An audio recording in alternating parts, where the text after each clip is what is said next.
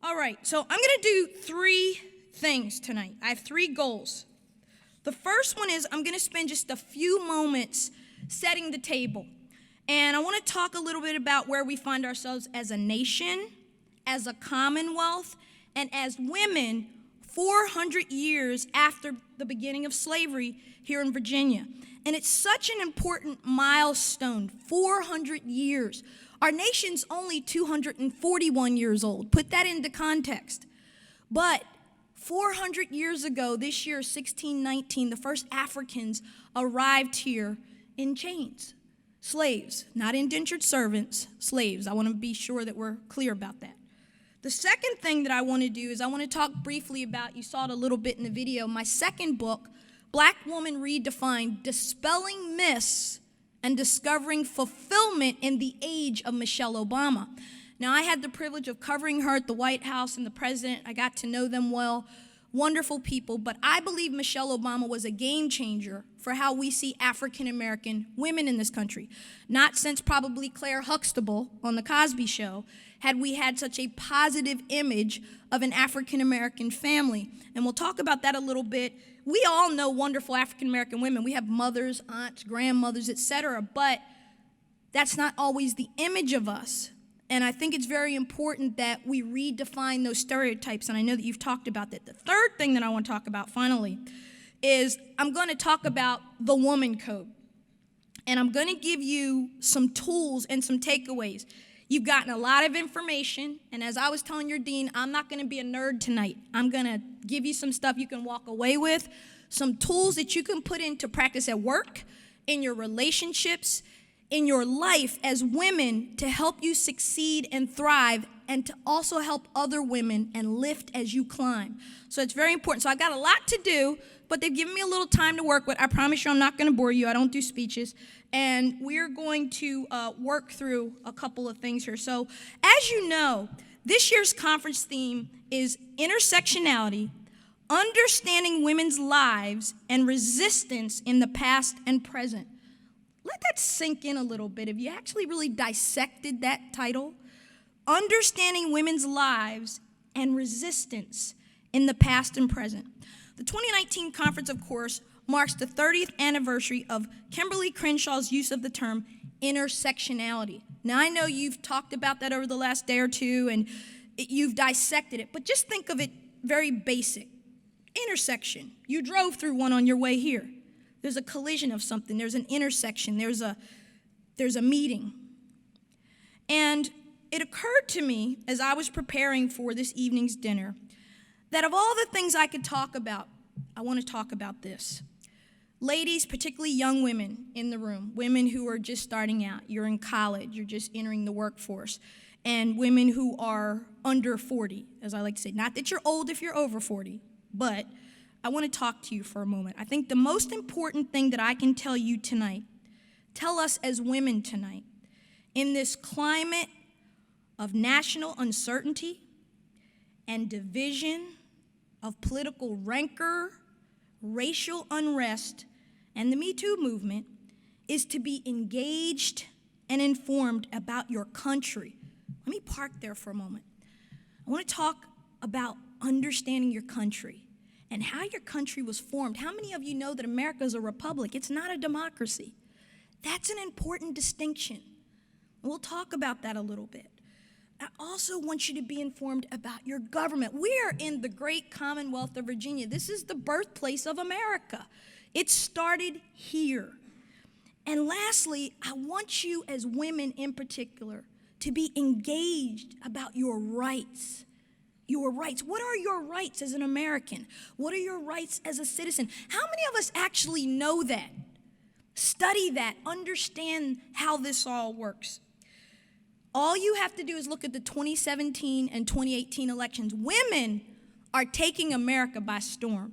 Here in Virginia in 2017, historic numbers of women elected to the State House. And then in 2018, historic numbers of women elected to the Congress. We went from 1 woman in the Congress to 3. And I'm hoping we'll see a female governor soon. No, it's not going to be me. All right. So what I want to talk about is this notion of America. Because I think as we try to dissect this intersectionality, we can't do it. And Kalita, congratulations on the article and what you talked about, that really the answer to what's going on with us, particularly as women, and how we overcome and get through and lift each other, is really found in our past. Now, that may sound a little strange to you. How can the answers to my present and my future be found in my past? Well, I like to quote one of my favorite Virginians, writer, statesman. He was America's third president, Thomas Jefferson, spoke these words in 1776. We hold these truths to be self-evident, that all men are created equal and endowed by their Creator with certain unalienable rights, that among these are life, liberty, and the pursuit of happiness. Let's park there for a moment. Thomas Jefferson, what a contradiction. A man of liberty, a man of freedom, a founding father, brilliant statesman, husband, father, slave owner, who fathered 6 children with his concubine, as they call her, Sally Hemings. We know that to be true now. I want to park at Jefferson's words because it gets to the point Kalita was making about looking back to our past to understand. Some of us, particularly my brothers and sisters in the room, and I call you that because every one of us in this room are Americans. If you're not yet an American and you're immigrating to this country, you one day hopefully will be able to take that oath and you will be an American. It is the greatest thing on earth that you can be, to be an American. And I want us to park at those words of Mr. Jefferson because it's important that we understand he said all men. Now, you could argue with me, Sophia, he couldn't say all men and women are created equal. That wouldn't have been as eloquent. Perhaps not. But I think you need to understand the foundings of this nation to understand why we are where we are right now and why we still have this racial tension and this collision that we seem to be on. Why black and white Americans and Americans of color seem to see things very differently. Even though we live in the same America, we experience it very differently. And I believe it all lies back in this document, in this great Declaration of Independence, because the men who wrote that document were all white, all male, landowners, merchants, lawyers, farmers. They were men of privilege and wealth. And you have to understand that if you close your eyes and go back 241 years, Virginia is the richest colony of all the colonies. We're the richest. We're the most prosperous. Nobody does anything without Virginia. We have all the great statesmen, Madison, Monroe, Jefferson, Washington. We are exceptional. Yet, here we find ourselves in 2019, 400 years hence from slavery, and 200 plus years later from the Declaration, and our governor doesn't seem to know the difference between what is an indentured servant and what's a slave, whether or not it's appropriate to wear blackface or not. I'm not going to get into politics, but that's the elephant in the room. Let's just be honest. We all watched it on our televisions. And the point is that I don't know the governor. He seems to be a pretty decent fellow. But the reality is that lots of people live in that same zone of not knowing what can I say, what's right, what's wrong, what's appropriate when it comes to race. And then when you put race and gender together, you really have a challenge. So I want us to really think about this summit. And when you leave here, don't just kind of take the stuff you learned and stick it on the shelf. Really question yourself. Do you understand how your country started? Do you understand the division of race? Do you understand that after slavery you had 100 years of Jim Crow? And that only in the last 50 years, in this state in 1967, Loving versus Virginia, that's the first case where a white man could marry a black woman legally in America, in the South. That's me. I was born in 1967. I've just outed myself. 52 years ago. That's not a long time ago, ladies and gentlemen. So let's put it into context. I'd like to just say a few words about what I want to charge you to do tonight. I want to charge every woman and every man in this room and every American in this room to understand one thing that I think will help us on this discussion about intersection and how we deal with each other and how we respect each other's differences. One, I think we need to understand that we are a nation of diverse people. I want you to also understand that there's no other place on earth like America. I believe in American exceptionalism. I believe in it. I believe that we have problems. I believe that we have issues. But I also believe what our founding fathers coined when they coined the phrase E Pluribus ONE, out of many, one. Let me say that again. E Pluribus ONE, out of many, we are one America. What does that mean, Sophia? Well, I'm glad you asked. What it means is that differences are good. They're not bad. You don't have to think like your neighbor. You don't even have to like the way your neighbor thinks.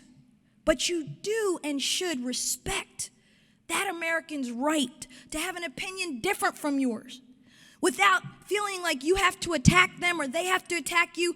We've gotten to an ugly place where we now demonize someone that doesn't agree with us or that doesn't see the world through the same lens we see it. That's not America. That's not what made us what we are.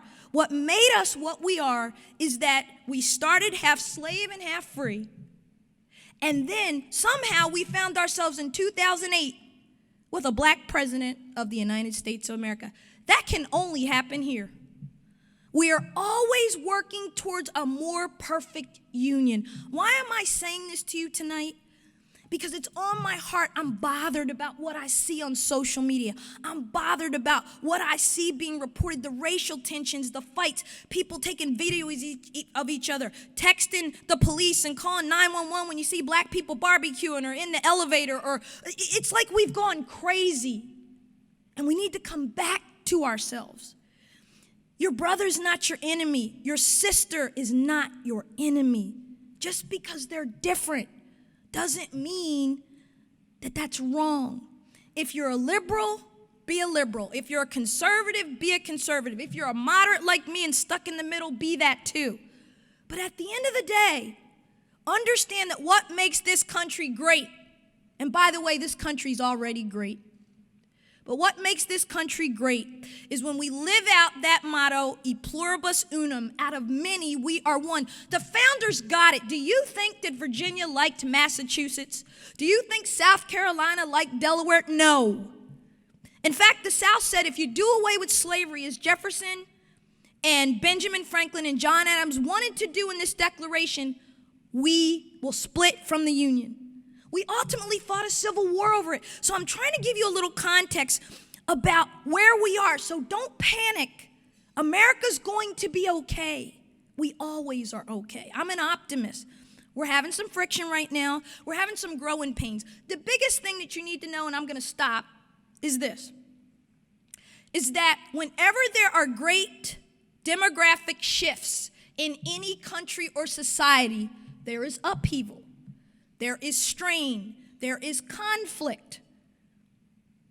Within 10 years, just 10 years, America will be a majority-minority country. Let that sink in. People of color will be the majority.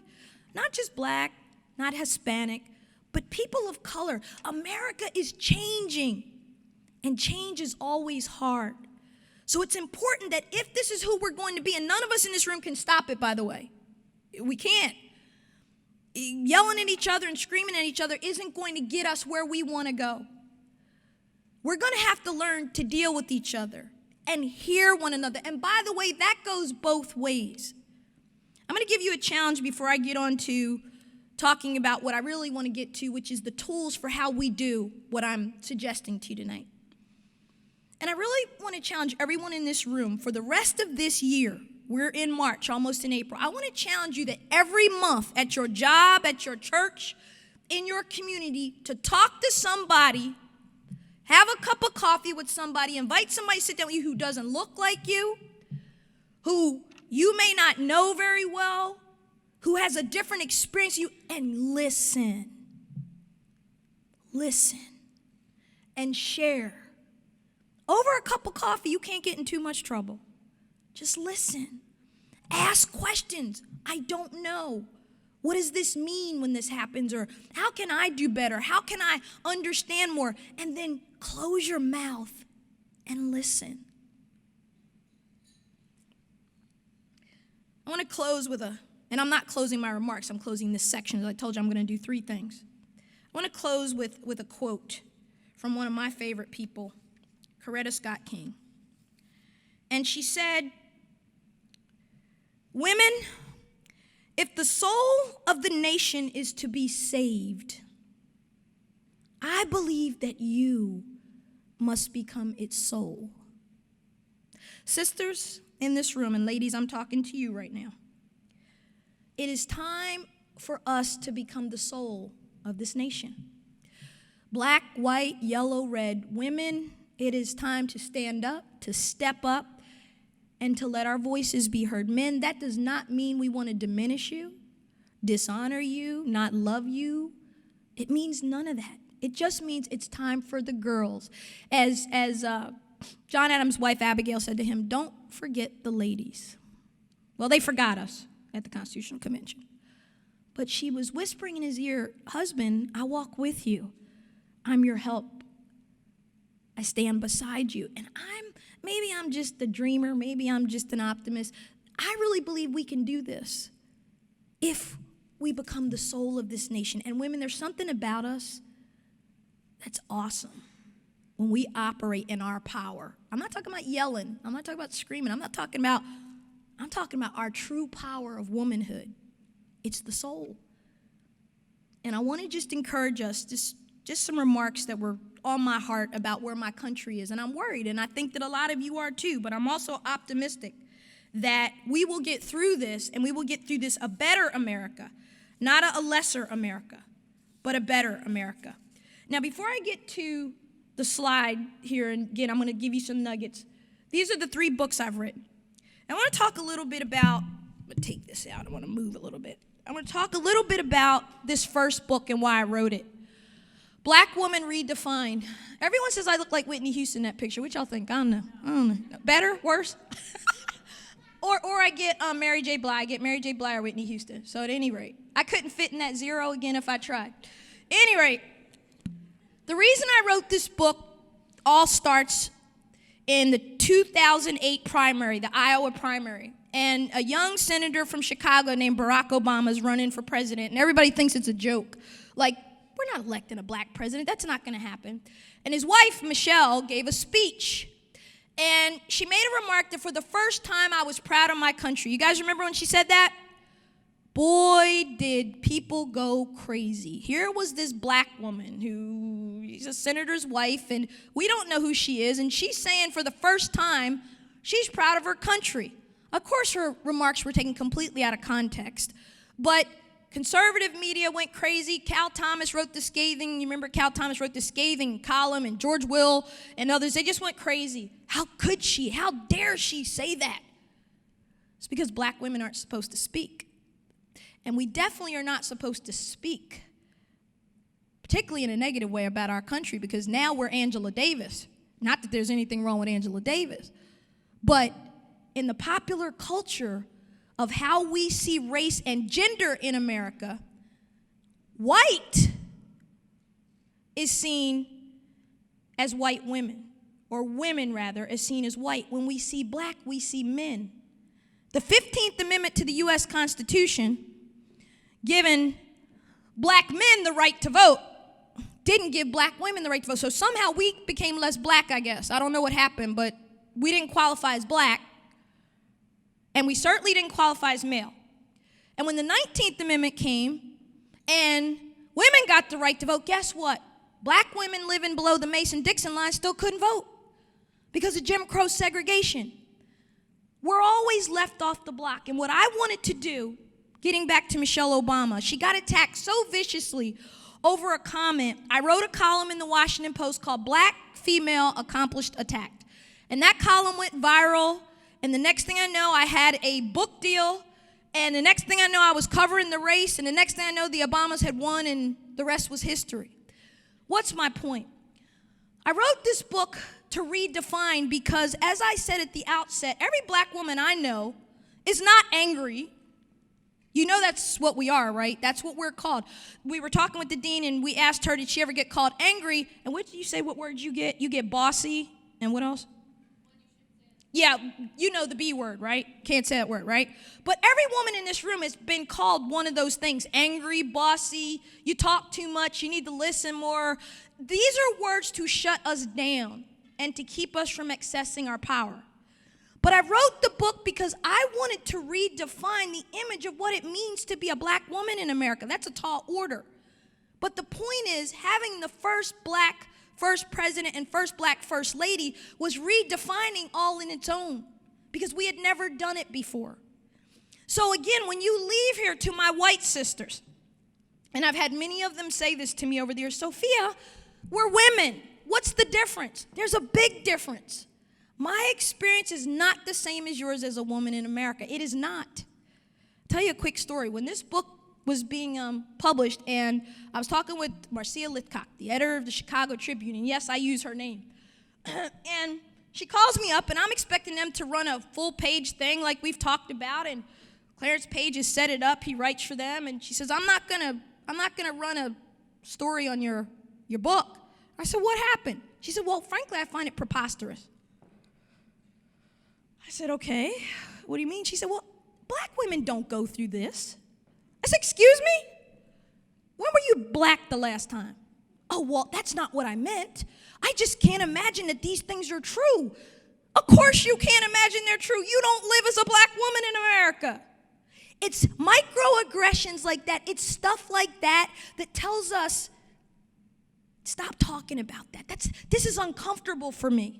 And I'm saying this to my sisters in the room because I want you to stop being afraid to ask a question or to say something. But on the other hand, I want you to honor the fact that people of color have different experiences than you do. That's real. It's not made up. You can't make this stuff up. God, I wish that I could. But that offended me so deeply, because here was a white woman telling me that the research done in my book by a white woman, by the way, named Kellyanne Conway. You all know who that is. This was when Kellyanne was different, at any rate. And she was a pollster. And we did this together as a project because we wanted to make the point that black women experience life differently. And here was a woman at one of the most respected papers in America telling me this was not realistic. It couldn't be true, because who could put up with this, she said. Every day, 24/7. I'm not trying to be flip, but I'm trying to make a point that it's something as simple as respecting another woman when she shares her journey with you and validate. You know, in marriage, if you tell your spouse something and if he grunts at you and you're like, oh, what does that mean? You want validation. Yes, I heard you. I will try to do better. Whatever the case is, you want to be validated. When your neighbors or your friends, the Muslim neighbor, the Latino neighbor, the black neighbor, the white neighbor. I got a lot of white neighbors who are at our house all the time, drinking and having a good time, and they love Trump, and I hate Trump. But you know what? I don't put them out my house. We sit there and we just drink more wine, and I listen, and I go, okay, I'm going to go get some more food now. My point is, they're entitled to their opinion. I may not like it.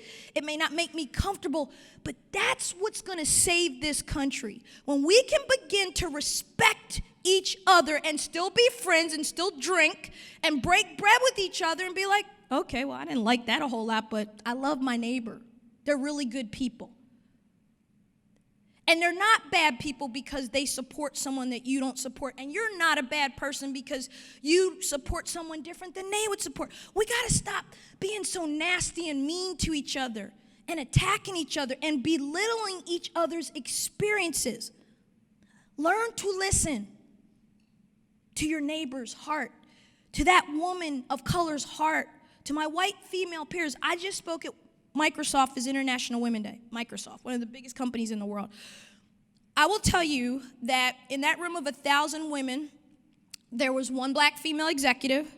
There were probably 20 white female executives. And at the lower levels of those incoming whatever, I would say if there were 3% women of color, maybe 4%, and they were mostly from India. in the tech sector. What am I saying? One of the world's great companies right here in America is not as diverse as you would think it should be. What am I saying? White sisters, you're on the ascend. You're doing better. You're not doing as well as you should be doing. You're making 85 cents to $1 of every man. Black women and women of color are making 60 cents to every dollar of a man with the same education and the same credentials. So I need my white sisters in this room. When you're the boss, when you're the manager, when you're the professor, when you're the dean, when you're the doctor, whatever you are, you have to lift as you climb. You have to reach out to your sisters of color, because if we can't depend on each other to help each other, what do we got? Now, when I was coming up, and I'm a lawyer by trade in one of the world's biggest law firms, all my mentors were white men. And they were white men because there were no women to be mentors. And there were certainly no women of color to be mentors. So white men can be good mentors too. They can, and they are. So don't close somebody off just because they look a little different from you or they may be of a different sex. The point is, can you listen, and are you willing to connect? All right, now let's get on to the fun part. How much time do I have left? So I keep it right. I don't think I'm doing this right. There we go. About how many? 20. Okay, 20. All right, I can knock this out. All right, this is where you get to tweet and have some fun. So my third book, The Woman Code, 20 Powerful Keys to Unlock Your Life, is all about being a woman and the code of womanhood. The code is as old as Eve in the garden, and it's as new as the newest baby girl that's born. The code is a timeless compass for women on how we love ourselves and how we treat each other as women. And I picked out a couple codes that I thought would be appropriate for your theme of intersectionality, that would give you something when you have a real life situation at work or in your relationships, or maybe you're dealing with something with you, that you will actually say, I got some takeaways that I can remember and put into practice. So the first three things I want to say is three things I've already said. We are better together. We are a sisterhood, and we are all we have. That comes from Michelle Obama. She said that in her speech to the Spelman College grads when she was First Lady. I want you to know, ladies, that we're being taught now that somehow, to say we're different, that we're not like our mothers or our grandmothers. But the reality is we're always going to be the same as women. We're made up of three things. You're not just a workhorse.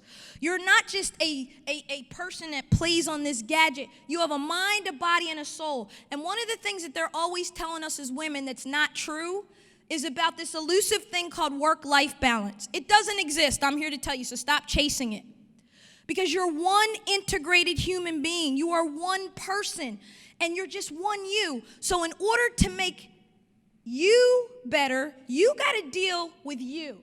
You see, it's not always the other person. It's not always the other woman. Sometimes it's us. And when you get a hold on you, then, and only then, can you deal better with others. All of us has had the mean boss, the mean woman that we don't like, the queen bee, other names, we don't like her.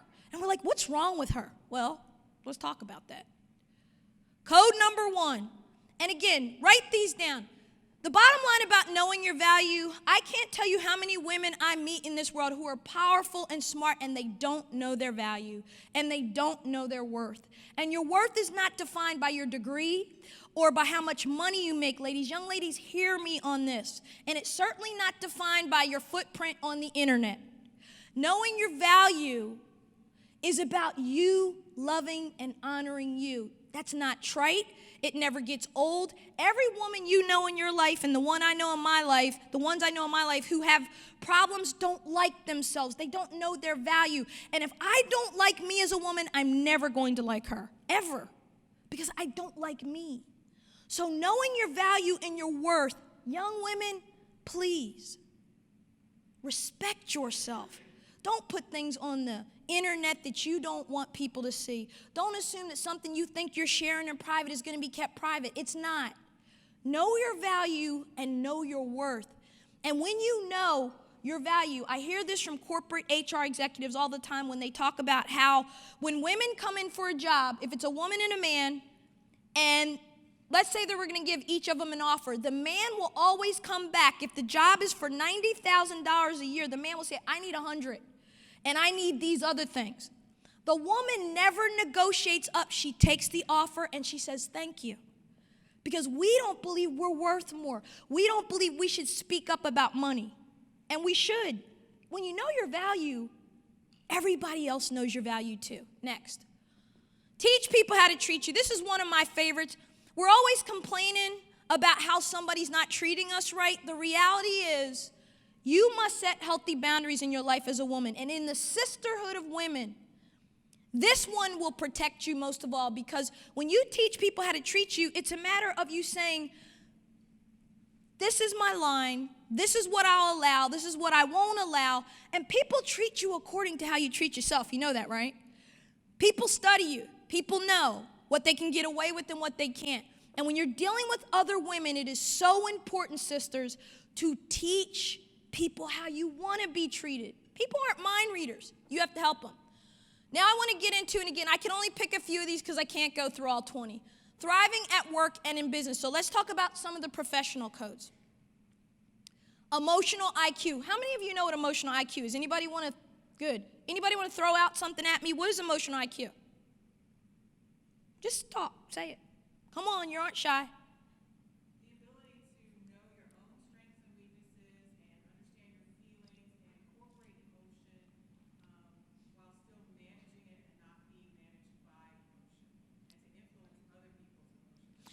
Very good. Basically, it's managing your own emotions and managing the emotions of others. Now, everyone in this room works with other human beings. Some of you are supervisors, bosses, you run universities, you run corporations, etc. You have to be able, in this age we're in a different age. It's different than when I come up. There were no computers. There was no technology. That's real. I know young people, you think that's crazy, but there was a time not too long ago when we didn't have phones, when we didn't have computers. You had to actually talk to people and deal with people. So this emotional IQ as a woman, particularly getting to the point of intersectionality, to my white sisters again and to my sisters of color, we have to begin to see each other through a different lens. Not just as women, yes, we're that, but we have to understand that we have differences within our gender of being a woman. And it's about understanding that woman's experience is different from mine. Therefore, I can't expect her to do what I do it how I do it. We're going to have to work through this. It's emotional intelligence. Next, lift others as you climb. This is one of my favorites. You've heard me say this tonight a number of times. Kalita, you're good at this. I said it at the outset. You are one of those women that you're always looking out for other women. You're always opening doors for other women. And ladies, let me tell you, we need to do better at this. The guys are better at this one than us. They've had more practice. But men are better at opening doors for other men. Women, sometimes we're in competition. And I want to tell you tonight, we need to start collaborating as women. We need to start helping opening doors as women, because we are the leaders. We are the CEOs. We are the people now who are rising. We are the decision makers. So you can no longer just point the finger at somebody else. It's got to be about what you do. And let me tell you why that matters. Because ultimately, one day, you'll retire, or maybe your job will be phased out. And if you treat other women at your job well, and you're a good boss and a good supervisor, and you're fair, and you open up opportunities, and you lift and you build, guess what? You're going to make a lot of friends. And when those women see you not being treated well, or they're seeing that you got pushed out, they're going to pick up the phone and help you. I've seen it time and time again in my life. But to the women who weren't nice, and to the bosses that didn't help, and they didn't mentor, and they didn't sponsor, nobody really cared.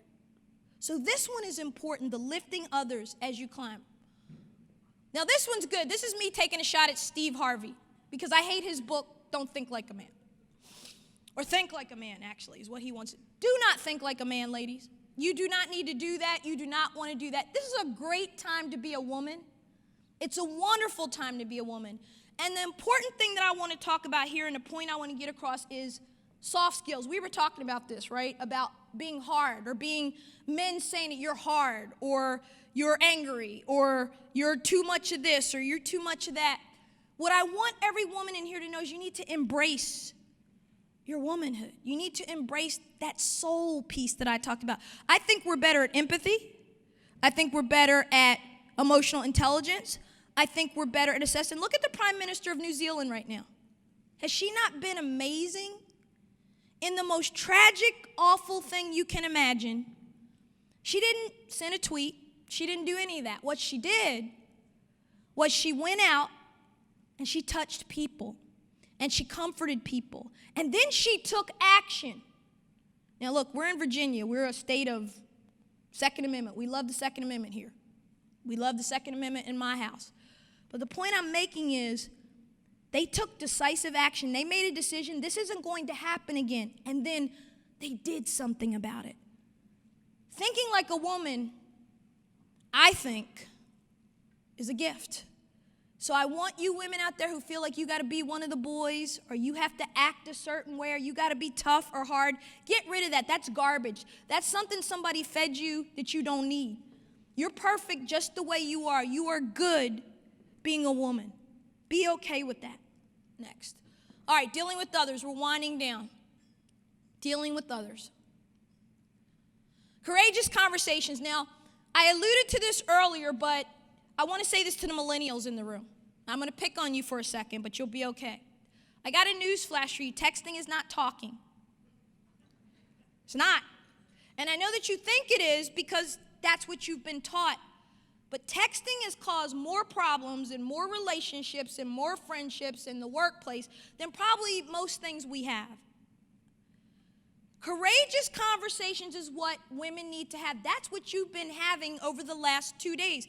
I was thinking about this when we were driving down. I was thinking, if I were a white woman, how would I feel if I'm at a conference about intersectionality and the women of color are getting up and talking about how they're treated in the workplace, in academia, as women of color by white women? That's got to be tough to hear. It's got to be tough to listen to because none of us likes to be criticized. None of us likes to be kind of taken out to the backyard a little bit and talked to and sat down. None of us likes that. But sisters, let me tell you what, if we can get this one right here, where we again can have these courageous conversations and we can get off the devices and we can actually reconnect as women, because there's a lot more we have in common as women than what we don't have in common. And if we can have the courage to talk to each other and stop the unfriending, go on your Facebook page, you'll see what I'm talking about. People are really mean on Facebook. People are really mean on Twitter. They're blocking, they're ghosting. We've got a whole language now of how we cut people off. That's not going to help you. You have to have the courage when another woman offends you, tell her. Don't tell 10 other people, tell her. Deal with her, help her do better. Which brings me to the next one of my favorites, don't gossip. Everybody kind of smirked at this one. She even did a hand gesture like, my. Tearing down another woman does not make you whole. If you heard nothing else I said today, hear that. Tearing down another woman does not make you whole. Men, tearing down another man does not make you whole. You guys really, again, don't really roll like that. Sports, whatever it is, men can have a knockdown, drag-out fight competition and go to a bar and have a drink and be fine and walk out and never worry about it again. That's not what we do as women. I hate her for life. I'm never going to speak to her again. She did this, she did that. And then we recruit 10 of our friends to also not like that woman. Am I telling the truth or am I making this stuff up? Ladies, damaging one woman damages us all. And we could do a whole conference. Literally, we could do a whole conference on what we do to each other as women. That's not the point of this. The point is just to give you a few things that I know you deal with day to day in the workplace, in your sororities, in your organizations, in your clubs, in your relationships. All of this stuff occurs every day. Resist the temptation to tear another woman down. And finally, this one comes directly from my grandmother, my paternal grandmother, who had a 6th grade education, and she would always say these really amazing things to me when I was little. And as I got older, I understood, Never cut what you can untie. Is that not good? Never cut what you can untie. All she was saying is don't burn bridges unnecessarily. Again, millennials, let me pick on you for a second. I see you writing feverishly. That's good. You guys are the masters at cutting people off. And you don't care. Cut, ghost, unfriend, block, delete. That's your language. I'm here to tell you as an older, wiser woman, it's not going to work out well for you. Do not cut what you can simply step back from. Your best girl, some of us in this room have been through some stuff in our lives. And it's usually the women in our lives that step up and that love us and that nurse us back to health, that pray with us, that hold our hands. How are you going to take your best girl of 30 years and stop speaking to her because you got mad and cut her off because you saw a Facebook post you didn't like? I'm serious about this. Never cut what you can untie. Untying means step back, pray about it, cool off, relax. Now look, there are things you should cut off. There are people you should cut off. There are bridges you should burn all the way down. But those are the rare instances in your life. Those are not the everyday. If you're blocking and cutting and deleting and unfriending every day, the problem is you. It's not everybody else. I think I got one more and then we're finished. Know your row. Another one from my grandmother, country girl that she is. Baby, you better know your front row, she used to say. Know your row. I'm going to end with this. Everything in your life is in rows. You go to a movie theater, if you buy tickets to Hamilton and you're in the front row, you've paid a lot of money for those tickets because they are the best seats in the house. The front row of your life are the people that determine your life. Leadership Principle 101. The 5 people you spend the most time with in your life determine the trajectory of your life. Don't miss this, particularly, again, young folks. Those of us that are upwards over 40, 45, 50 now, it's not that you can't change, you can. It's not that there's still not new things, there are. But where you're at in your life right now, getting with the wrong crowd, being with the wrong people, hanging out with negative people or people who don't lift you, applaud you, support you, that can ruin the dreams and the goals you have for your life. There's a great story in the Bible that I always like to end with, and being that I'm home here in the Commonwealth of Virginia, I can talk about the Bible, so it's okay.